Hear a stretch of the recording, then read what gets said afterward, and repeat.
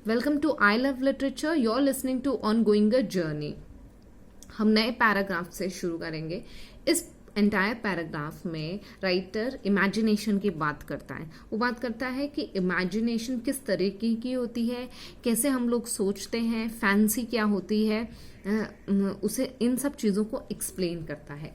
तो राइटर यहाँ हमें बताता है there is hardly anything that shows the short sightedness और capriciousness of the imagination more than travelling does.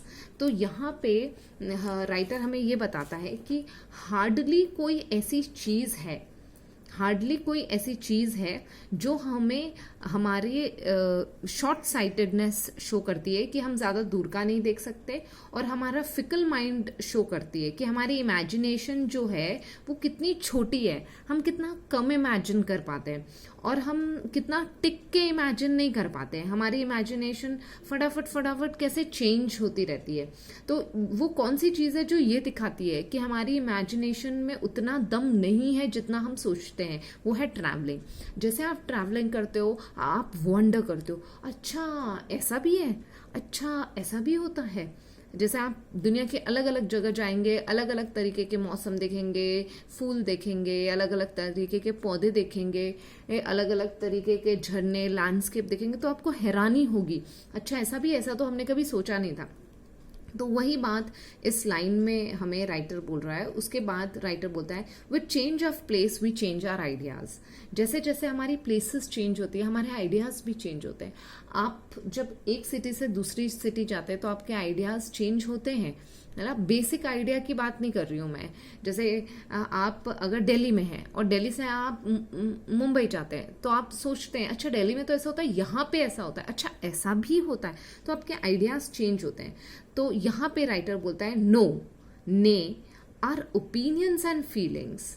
Okay, तो हमारे क्या चेंज होते हैं, एक्चुअली हमारे ओपिनियंस एंड फीलिंग्स। आपकी फीलिंग्स चेंज होती है। जैसा आप दिल्ली में फील करते हैं वैसा आप बॉम्बे में नहीं फील करते, जैसा आप कोलकाता में फील करते हैं वैसा आप चेन्नई में नहीं फील करते। तो हमारी फीलिंग्स जगह के साथ चेंज होती है। We can by an effort indeed transport ourselves to old and long forgotten scenes and then the picture of the mind revives again. तो यहाँ पे राइटर ये बोलता है कि हम एफर्ट लगा के हम अपने आप को किसी ओल्ड और फॉरगॉटन सीन में ले जा सकते हैं। जैसे कि मान लीजिए अभी आप एक दूसरी सिटी में, आपका बचपन कहीं और बीता है या आपका ननिहाल कहीं और बीता है, तो आप वहां पे जा सकते हैं, उस सीन में आप अपने आप को ट्रांसपोर्ट कर सकते हैं। लेकिन फिर क्या होगा, फिर जो पिक्चर है माइंड में of the mind revives again. वो जो पिक्चर है ओल्ड फॉरगॉटन पिक्चर, वो रिवाइव हो जाएंगी, वो वापस से आपके दिमाग में आ जाएंगी। But we forget those that we have just left. अच्छा, तो फिर क्या होता है कि जो हम हमारे साथ थोड़ा थोड़ा बीतता जाता है, हम उसको भूलते जाते हैं, है ना। जिसके बारे में हम नहीं सोच रहे हैं उसको हम भूलते जाते हैं। आपको आगे समझ में आएगा what I am trying to say. It seems that we can think but of one place at a time. यहाँ पे राइटर क्लियर करता है कि एट अ टाइम हम एक ही चीज के बारे में सोच सकते हैं। इसको इजी तरीका है समझने के लिए। जैसे आपकी कोई फ्रेंड आया है या आपकी कोई फ्रेंड आई है, आप उससे बातें कर रहे हैं, तो आप एक एक टॉपिक उठाते हैं, एक टॉपिक पे बात करते हैं, फिर दूसरे टॉपिक पे बात करते हैं, फिर तीसरे टॉपिक पे बात करते हैं, और कहाँ से शुरू होके कहाँ पहुंच जाते हैं। तो वो क्या होता है, हमारा माइंड जब एक टॉपिक पिक करता है, तो एक टॉपिक आपने पिक किया, उस पर बात करी, फिर जब आपने दूसरा टॉपिक पिक किया तो आपने पीछे वाला छोड़ दिया, फिर आगे टॉपिक। तो यही यहाँ पे हमसे राइटर बोल रहा है, it seems that we can think but of one place at a time. At a time हम एक ही प्लेस के बारे में सोच सकते हैं। The canvas of the fancy is but of a certain extent. The canvas मतलब दायरा, द दायरा ऑफ द फैंसी, जो हमारी सोच है, जितना हम इमेजिन कर सकते हैं, वो सर्टेन एक्सटेंट तक ही है। जैसे कि if we paint one set of objects upon it then immediately efface every other. Blackboard जैसा सोचिए, ब्लैक बोर्ड पे आपने कुछ लिख दिया, भर दिया, वन सेट ऑफ ऑब्जेक्ट्स आपने वहां पे लिख दिए, उसके बाद अगर आपको दूसरे लिखने हैं तो पहले वाले को आपको मिटाना पड़ेगा, तभी दूसरी जगह बनेगी। वही यहाँ पे राइटर बोलता है, then immediately efface every other, we can't enlarge our conceptions, we can only shift our point of view. तो यहाँ पे वही बोल रहा है कि हम जैसे ब्लैक बोर्ड है उसको हम और तो बड़ा नहीं कर सकते, वो जितना है उतना ही हमें बस क्या करना पड़ेगा, शिफ्ट करना पड़ेगा। एक चीज लिखी फिर दोबारा लिखी, उसी तरीके से यहाँ पे राइटर बोलता है we can't enlarge our conception, हमारे जो थॉट्स हैं हम उनको बहुत ज्यादा एनलार्ज नहीं कर सकते, लेकिन हम हमारे पॉइंट ऑफ व्यू को शिफ्ट कर सकते हैं। ठीक है, सोचने का जो हमारा तरीका है उसे बदल सकते हैं। The landscape bears its bosom to the enraptured eye, beautiful light। तो यहाँ पे राइटर बोलता है जो लैंडस्केप है वो आपको सब कुछ दिखा देता है, इट bears its bosom, वो आपको सब कुछ दिखा देता है, टू द एनरेप्चर्ड मतलब to the delighted happy eye, जो उसको देखना चाहती है। We take our fill of it and seem as if we could form no other image of beauty और ग्रैंडर। तो वो we take our fill of it, इसका सिंपल सा मतलब है कि वी इंजॉय इट। ठीक है, जब हम किसी लैंडस्केप जो हमारे सामने सब कुछ खुला छोड़ देती है, आपको जो पिक करना है आप उधर से पिक कर लो, तो फिर क्या होता है कि हम उसे पूरी तरीके से इंजॉय करते हैं। We take our fill of it, हम उसे दिल खोल के भर के इंजॉय करते हैं। And seem as if we could form no other image of beauty और ग्रैंडर, और उसे हम उस चीज में हम इतने मस्त हो जाते हैं कि हम किसी और चीज के बारे में सोचते ही नहीं है। फॉर एन एग्जाम्पल, जब आप स्विमिंग पूल में जाते हैं तो you think about water, you think about all those things which bring fun in your life, you don't think about sad things generally. Okay, तो इसी तरीके से, और अगर आप सैड थिंग्स के बारे में सोच रहे हो, आपका दिमाग वहां जा रहा है, तो वहीं जाएगा, दूसरी चीज को छोड़ देगा। एट अ टाइम आप एक ही चीज को देख सकते हैं। उसके बाद राइटर बोलता है we pass on and think no more of it, the horizon. अच्छा, यहाँ पे ये बोल रहा है कि जैसे आपने कोई ब्यूटीफुल लैंडस्केप देखा, कोई ब्यूटीफुल सीन देखा, आपने उसे भर के एंजॉय कर लिया, लेकिन जैसे ही आप वहां से निकल जाते हो, we pass on and think no more of it, उसके बाद हम उसके बारे में नहीं सोच सकते उतना ज्यादा। क्यों? क्योंकि the horizon that shuts it from our sight, जो होराइजन आता है, होराइजन एंड हो जाता है, हमें आगे नहीं देखना, आगे नहीं देखने देता है, वो ब्लॉट कर देता है। Also blots it from our memory, जैसे हमें आंखों से आगे नहीं देखने देता है, वैसे ही वो हमारी मेमोरी से भी ब्लॉट कर देता है, लाइक अ ड्रीम। यहाँ पे राइटर ये नहीं बोल रहा है कि आप जैसे ही आगे बढ़ गए वैसे, सिंबॉलिक है, समझिए। इसका मतलब ये है कि हो सकता है उस टाइम आपके दिमाग में वही वो सीन रहे, लेकिन धीरे धीरे वो फेड होता जाएगा, 2-4 दिनों बाद आपको उतना याद नहीं आएगा, आप अपने प्रेजेंट में जिएंगे या कुछ और सोचेंगे। In traveling through a wild barren country, I can form no idea of a woody cultivated one। तो यहाँ पे राइटर बोलता है कि जब आप वाइल्ड बैरन कंट्री में आप जैसे घूम रहे हैं, ठीक है, तो क्या आप वुडी फॉरेस्ट वाले, जैसे आप डेजर्ट वाले एरिया में, तो आप सिर्फ डेजर्ट के बारे में सोचते हैं, आप सोचते हैं कि कितना बड़ा होगा, यहाँ पे धूल कैसे उड़ती है, यहाँ कोई गुम जाएगा तो क्या होगा, आप बस उस डेजर्ट के बारे में सोचेंगे, आप जंगल के बारे में, खेत खलियानों के बारे में नहीं सोच सकते। It appears to me that then I can form no idea of a woody and cultivated land. It appears to me that all the world must be barren। तो जब आप barren place में होते हैं तो आपको लगता है कि हो सकता है पूरी दुनिया ही ऐसी barren है। Like what I see of it, क्या होता है, जो लोग रेगिस्तान में, अब तो दुनिया बहुत बदल गई, आपको टीवी में देखने को मिलता है। एक जमाना था जब टीवी भी नहीं हुआ करता था, तो क्या होता था, जो रेगिस्तान में लोग रहते थे उनको लगता था पूरी दुनिया ही रेगिस्तान है ना। जो लोग फॉर एन एग्जांपल अभी सोचिए, जो लोग बॉम्बे में रहते हैं उनको इतना अच्छा लगता है, उनको लगता है पूरे बस बॉम्बे ही सब कुछ है, जो है बॉम्बे ही है ना। जहां जाएंगे वहां ऐसा ही। फिर आपको लगता है आप कहीं और जाते हैं तो आप बोलते हैं हमारे बॉम्बे में तो ऐसा होता था, या आप दिल्ली से हैं तो आप बोलते हैं हमारे दिल्ली में तो ऐसा होता है, इधर नहीं होता, क्योंकि आप उसी जगह को फील करते हैं, आप बस ये सोचते हैं कि पूरी दुनिया ही वैसी है। Like what I see of it in the country we forget the town. जब आप गांव में होते हैं तो आप टाउन को भूल जाते हैं, and in the town we despise the country. और जब आप टाउन में होते हैं तो आप कंट्री को हेट करते हैं। बियॉन्ड हाइड पार्क से सर्फ फॉर प्लेइंग फ्लटर, ये जॉर्ज एथराज की एक प्ले है, द मैन ऑफ मोड। उसका ये एक कैरेक्टर है जो बोलता है beyond Hyde Park all is a desert. अगर आप इस पार्क से बाहर चले जाएंगे तो सब कुछ डेजर्ट है, मतलब इस पार्क जैसी सुंदर जगह और कुछ भी नहीं है ना, इस तरीके से। All that part of the map which we do not see before us is a blank. For an example, आप एक सिटी में जहां रहते हैं तो उस सिटी से बाहर आप कुछ नहीं जानते हैं। वो जैसे चलिए एक बड़ा एग्जांपल लेते हैं, आप वर्ल्ड मैप देखते हैं, वहां पे आप इंडिया को देखते हैं, आप इंडिया को जानते हैं। इंडिया से बाहर अगर आप नहीं गए हैं तो आप उस प्लेस को नहीं जानते हैं, वो आपके लिए ब्लैंक है ना। The world in are conceit of it is not much bigger than a nutshell. तो हमारे कंसीट में जितना हम समझते हैं उसमें वर्ल्ड कितना है, बहुत छोटा सा एक नटशेल जितना वर्ल्ड है, उससे बड़ा नहीं है। It is not one prospect expanded into another. तो it is not one prospect, ऐसा नहीं है कि एक प्रोस्पेक्ट है जो दूसरे में एक्सपैंड हो जाता है। जितना हम जानते हैं हम उतना ही जानते हैं, उससे ज्यादा हम नहीं जानते। बस हम इमेजिन ही तो करते हैं, हम रियल थोड़ी जानते हैं कि और दूसरी जगह कैसा होगा, दूसरी जगह लोग कैसे रहते हैं, क्या खाते हैं। Forget about the world of internet. जैसे मैं मेरा एग्जाम्पल देती हूँ आपको, एक personal exam. I have been to entire country, length and breath of the country. I know India so well, okay. बहुत सारे ऐसे लोग हैं जो बचपन से बड़े एक ही प्लेस पे हुए, हाँ, उन्होंने वहीं से स्कूलिंग किया, वहीं से कॉलेज किया, वहीं पे उनकी जॉब लग गई, उनको मालूम ही नहीं है दूसरी जगह होती कैसी है। 2-4 दिन घूमने से नहीं होता। They can't feel that place because they haven't lived in that place, है ना। तो इसी तरीके से यहाँ पे हमें राइटर बोलता है। तो ऐसा नहीं है कि one prospect expanded into another, country join to country, kingdom to kingdom, land to sea, making an image voluminous and vast. आप इतना लंबा चौड़ा नहीं सोच पाते।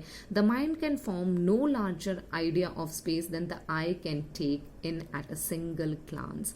जितना हम देखते हैं उतना ही हम सोच पाते हैं, उतने ही चीज के बारे में हम इमेजिन कर पाते हैं, उससे बियॉन्ड नहीं करते।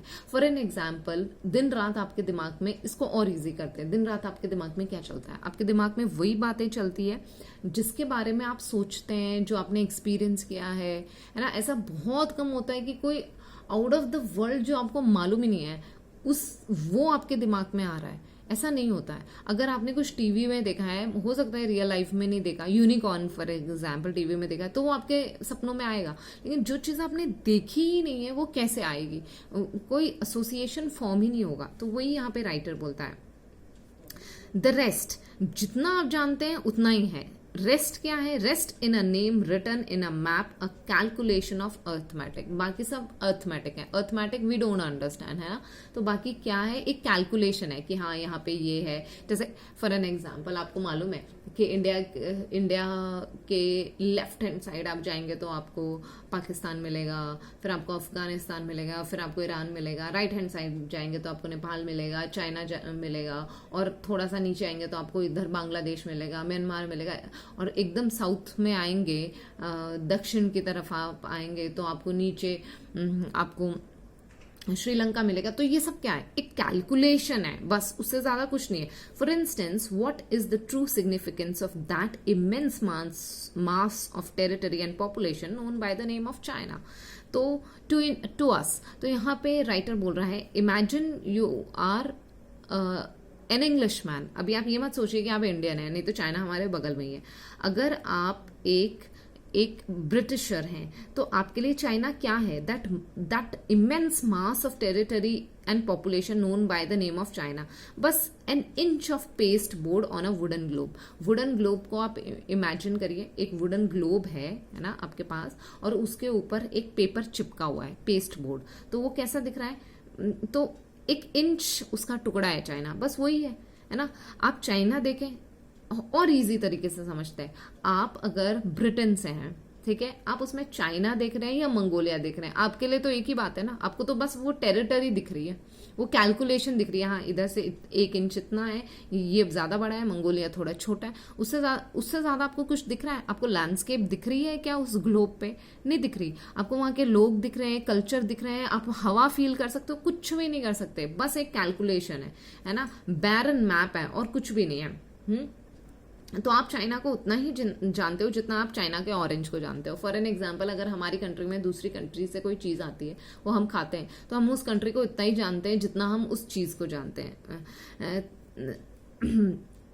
Things near us are seen at the size of life. Things at a distance are diminished to the size of the understanding. Beautiful line. तो यहाँ पे राइटर बोलता है कि जो चीज़ हमारे पास है, हमारे सामने, हम उसे साइज ऑफ लाइफ में समझते हैं. उन चीज़ों में लाइफ होती है ना, हम उससे बहुत अच्छी तरीके से उसके कई डायमेंशंस को समझते हैं. लेकिन जो चीज़ें दूर होती हैं वो डिमिनिश्ड हो जाती हैं to the size of understanding. हम उनको सिर्फ अंडरस्टैंड कर सकते हैं. ठीक है, जैसे ऑरेंज है मान लीजिए किसी देश का, तो वो बोलेंगे इस साइज का होता है. सब कैलकुलेशन है. इस साइज का होता है, इस कलर का होता है, इस टेस्ट का होता है, इतनी स्वीटनेस होती है. तो ये सब क्या है, कैलकुलेशन है. और एक ऑरेंज आपके सामने, तो आप खा के उसको फील कर सकते हैं.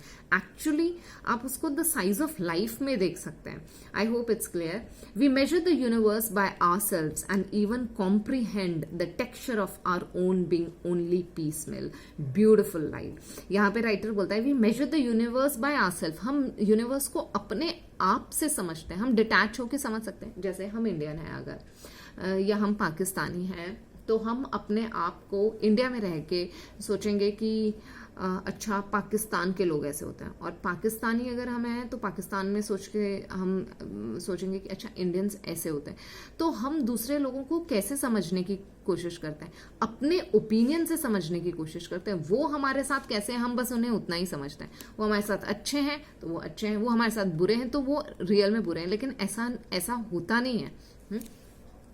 Things are different. तो we measure the universe by ourself. हम हर चीज को अपने से, जैसे आपको कोई इंसान बोलता है, आपके क्लास में कोई बोलता है कि वो गर्ल बहुत अच्छी है ना. अगर वो गर्ल आपके साथ अच्छी नहीं है तो आपके लिए वो अच्छी नहीं होगी, भले ही वो दूसरों के लिए अच्छी है. क्यों? क्योंकि आपने उसको कैसे मेजर किया है, अपने आप से मेजर किया है. And even comprehend the texture of our own being only gradually. और हम अपने आप को भी नहीं समझ पाते, उसको भी हम स्टेप्स में समझते हैं, ग्रेजुअली समझते हैं. एक बहुत अच्छा एग्जाम्पल जो मैं आपको बीइंग एन इंडियन दे सकती हूँ कि हम जब योग करते हैं तो हम बोलते हैं कि हम इतनी चीज़ों को एक्सपीरियंस कर सकते हैं जो आप सोच भी नहीं सकते हो. आपके अंदर कितनी ऊर्जा है, कितनी एनर्जी है, आप सोच भी नहीं सकते. आप उस चीज़ को फील कर सकते हो. ऐसे कहते हैं आप पूरे ब्रह्मांड को फील कर सकते हो. लेकिन क्या हम अपने आप को एकदम से जान पाते हैं, अपनी शक्तियों को समझ पाते हैं? नहीं. धीरे धीरे रियाज से, प्रैक्टिस से वो होता है. तो वही यहाँ पे राइटर बोल रहा है even comprehend the texture of our own being only gradually. In this way, however, we remember an infinity of things and places. Okay, the mind is like a mechanical instrument that plays a great variety of tunes, but it must play them in succession. हमारे mind में बहुत सारी चीजें होती है, बहुत सारी tune हमारी माइंड प्ले करती है, लेकिन सक्सेशन में, एक के बाद एक. जैसे आप किसी फ्रेंड से बातें कर रहे हैं तो एक बात करेंगे, एक टॉपिक कंप्लीट होगा, फिर दूसरा करेंगे, या बीच में दूसरा याद आ जाएगा तो उसको छोड़ के तीसरा करेंगे, चौथा करेंगे, है ना. 5 टॉपिक एक ही बार में तो नहीं बोल सकते हैं. ठीक है, 1 by 1 ही. तो उसी तरीके से यहाँ पे बोलता है कि we can remember an infinity of things and places. बहुत सारी चीजें हम रिमेंबर कर सकते हैं, लेकिन हमारा माइंड जो है वो एक मैकेनिकल इंस्ट्रूमेंट की तरह है. एक बार में एक ही, जो कि हम, हालांकि हमें ग्रेट वैरायटी ऑफ ट्यून्स आती है, लेकिन एक बार में एक ही हम सुना सकते हैं ना. जैसे आपको बहुत सारे हजारों गाने आते हैं. कोई बोलेगा गाने सुनाओ, तो पहले एक सुनाओगे, फिर दूसरा सुनाओगे, फिर तीसरा सुनाओगे, सिमिलरली. उसके बाद राइटर यहाँ पे बोलता है one idea recalls another but it at the same time excludes all others. Very simple. एक आइडिया से दूसरा आइडिया, जैसे हम बातें करते तो एक आइडिया से दूसरा आइडिया याद आता है, लेकिन फिर क्या होता है, but at the same time excludes all others. लेकिन क्या होता है कि दूसरे आइडिया हम फिर एक्सक्लूड कर देते हैं. फॉर एन एग्जाम्पल, आपने एक गाना गाया, फिर आपने दूसरा गाना गाया. जब आपने दूसरा गाना गाना शुरू किया तो पहले गाने को छोड़ा आपने.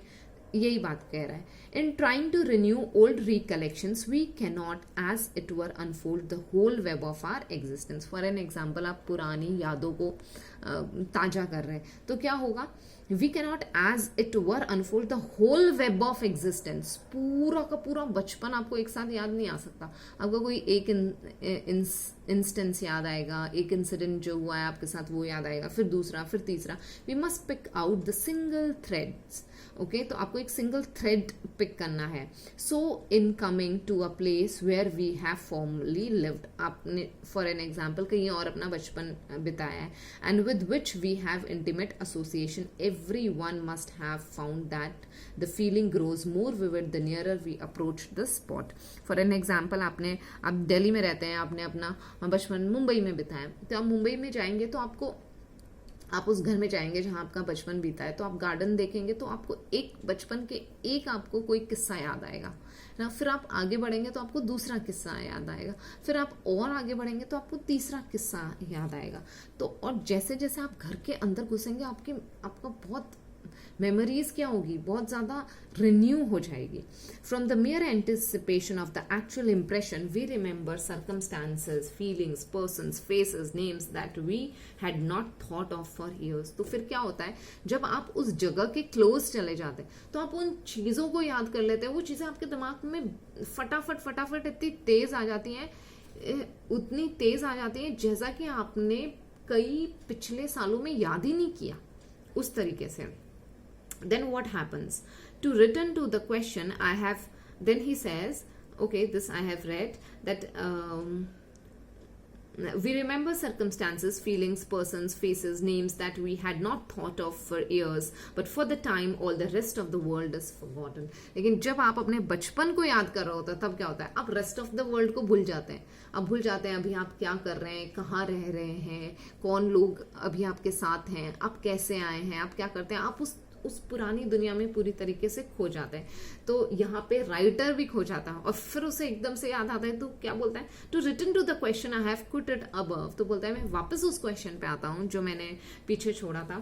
Thank you for listening, I will come back again soon.